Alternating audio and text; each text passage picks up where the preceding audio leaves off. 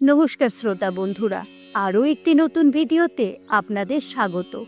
বন্ধুরা, আজ আমরা জানব 7জন চিরঞ্জীবী সম্পর্কে, যারা সেই দ্রাপর যুগ থেকে এখনও পৃথিবীতে জীবিত রয়েছেন।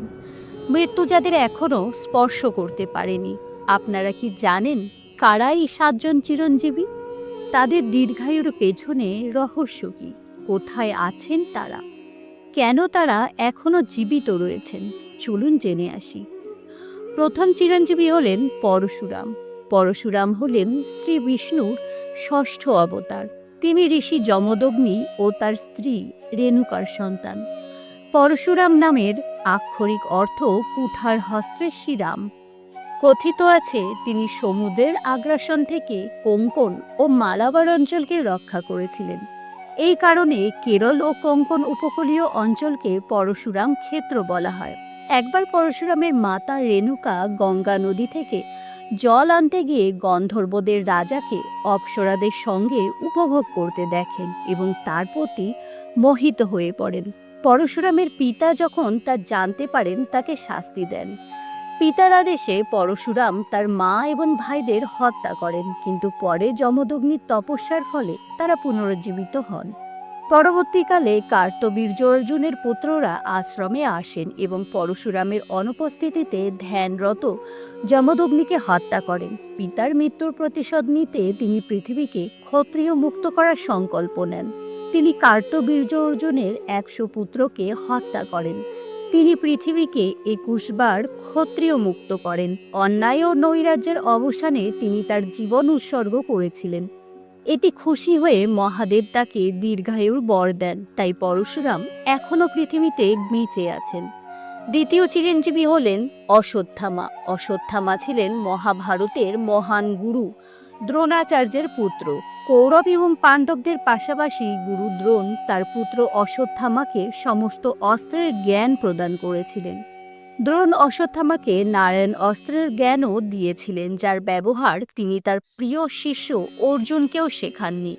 তার কপালে একটি রত্ন ছিল, যা তাকে অন্য শক্তি এবং রোগ থেকে সুরক্ষা প্রদান করত।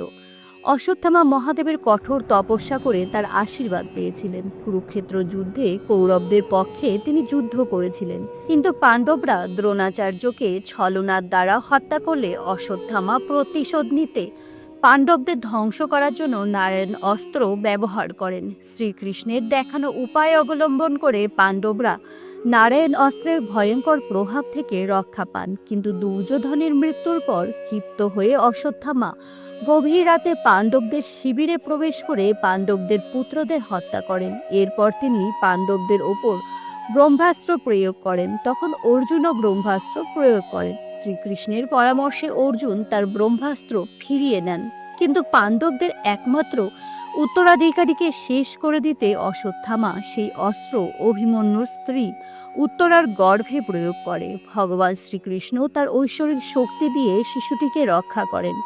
তখন তিনি অশ্বত্থামাকে অমরত্বের অভিশাপ দেন। তিনি বলেন, অশ্বত্থামা যুগে যুগে ঘুরে বেড়াবেন, তার সারা শরীরে পচন ধরবে, দুর্গন্ধ বেরোবে, কিন্তু সে মরবে না, তার কষ্টেরও অবসান হবে না। এই অভিশাপের কারণেই অশ্বত্থামা আজও বেঁচে আছেন। বর্তমানে তাকে নিয়ে অনেক গল্প শোনা যায়। অনেকে বলেন তারা অশ্বত্থামাকে দেখেছে। অনেক ঋষি ও তপস্বী বলেন তারা একজন লম্বা শক্তিশালী পুরুষকে দেখেছেন, যার সারা শরীরে ক্ষতে পরিপূর্ণ, যা দুর্গন্ধ ছড়ায়। মধ্যপ্রদেশের বুরহানপুর জেলার অসিরগড় দুর্গে অবস্থিত একটি প্রাচীন শিব মন্দিরের পুরোহিতরা দাবি করেন অশ্বত্থামা সেখানে ভগবান শিবের পূজা করতে আসেন। তৃতীয় চিরঞ্জীবী হলেন কৃপাচার্য। তিনি ছিলেন মহাভারতে হস্তিনাপুরের প্রধান পুরোহিত এবং শারদন্য ও জনদপির পুত্র। ঋষি শারদন্য যখন তীব্র তপস্যা করছিলেন, তখন ভগবান ইন্দ্র তার তপস্যা ভঙ্গ করতে এক অপ্সরাকে পাঠালেন। এতে শারদন্যের তপস্যা ভেঙে যায় এবং একটি কন্যা ও একটি পুত্র সন্তানের জন্ম হয়। ছেলেটির নাম ছিল কৃপা এবং মেয়েটির নাম কৃপি, কিন্তু তাদের পিতা তাদের ত্যাগ করেন। রাজা শান্তনু তাকে দেখতে পেয়ে হস্তিনাপুরে নিয়ে আসেন এবং রাজপুত্রের মতো লালন পালন করেন।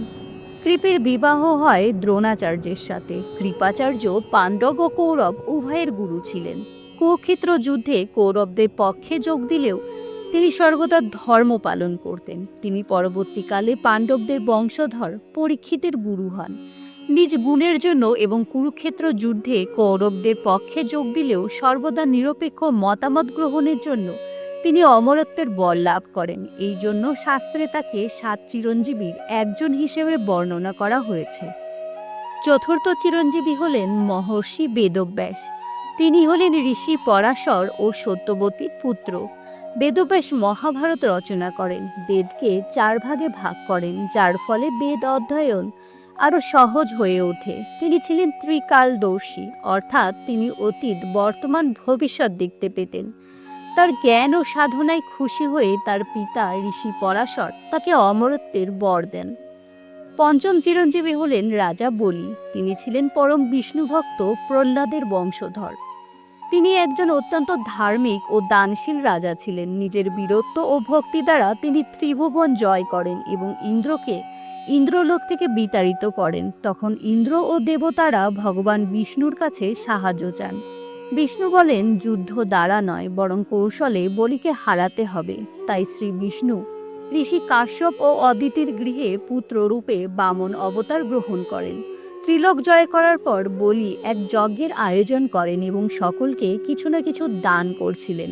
বিষ্ণুর বামন অবতার সেখানে পৌঁছান এবং বালির কাছে মাত্র 3 পদ জমি দাবি করেন। তার গুরু শুক্রাচার্য তাকে সতর্ক করে বললেন, এ কোনো সাধারণ ব্রাহ্মণ নয়, বরং স্বয়ং বিষ্ণু।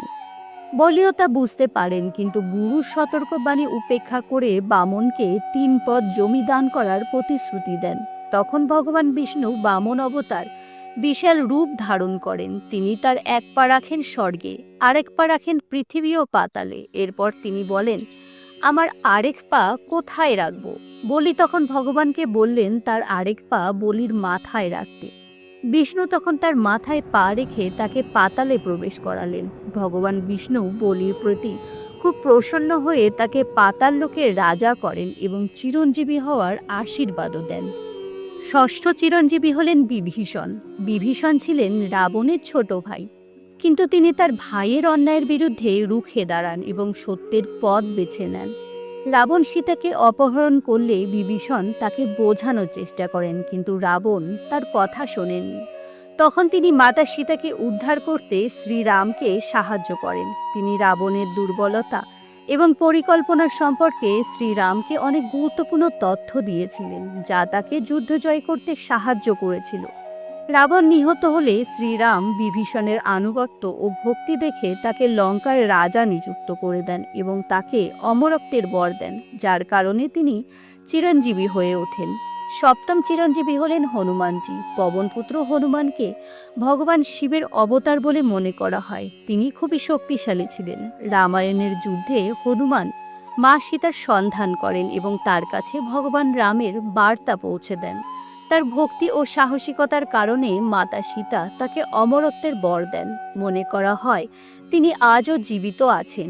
যেখানে শ্রীরামের মহিমা কীর্তন হয়, তিনি সেখানেই অদৃশ্য রূপে আবির্ভূত হন। এই হলো 7 চিরঞ্জীবীর পরিচয়। কলিযুগে যখন অধর্ম চরমে উঠবে, তখন ভগবান বিষ্ণু কল্কি অবতার নিয়ে পুনরায় ধর্ম প্রতিষ্ঠার জন্য এই পৃথিবীতে জন্ম নেবেন। তখনই 7 চিরঞ্জীবী কল্কিকে সাহায্য করবেন। তো আজকের আলোচনা এই পর্যন্ত। দেখা হবে অন্য কোনো ভিডিওতে। সকলে ভালো থাকবেন। নমস্কার।